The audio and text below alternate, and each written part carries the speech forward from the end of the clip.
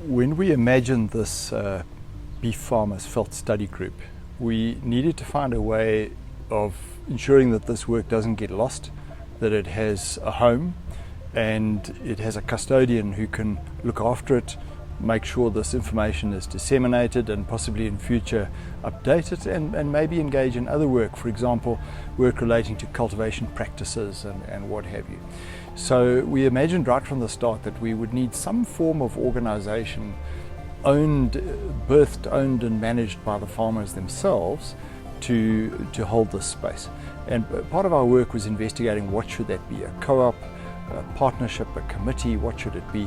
And we had several meetings and dialogue with farmers where we basically settled on a formula where we've called it a collaboration, and for the time being it's the 4 landowners or farmers associations in the geography of the Midmar catchment specifically, and at this stage it's a loose entity. It doesn't have a legal registration or a bank account, but it was put together on the basis that if it ever needed that, it would go to the next step.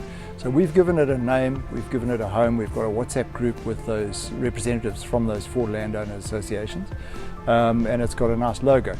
And the challenge to farmers now and the invitation is for them to own that space, use that organization, see its value, whether they meet once a year or once a week, whether they take on projects infrequently or regularly is up to them. The amount of energy, the amount of money that they put into it and what it tackles is entirely in the hands of the farmers and landowners.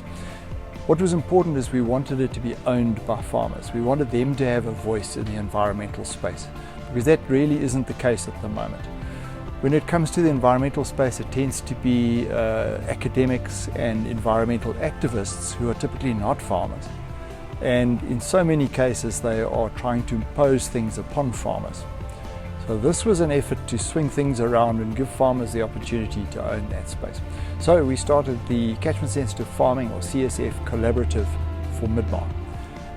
Nice and neatly packaged, because Midmar Dam, being the sort of outflow point of that geography, is the customer or the client, because anything that farmers do in this space will affect Midmar. And anyone who's interested in looking after Midmar would do well to listen to what the Catchment Sensitive Farming Collaborative has to say, what they have to offer. The geography is big. It's 186,000 hectares.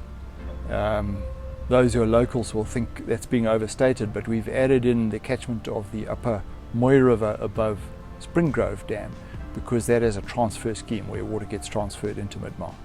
And there are a lot of farmers in that area with a lot of different enterprises, and we think that this entity gives them a voice and a platform from which to research, to negotiate. They can use the platform as they like.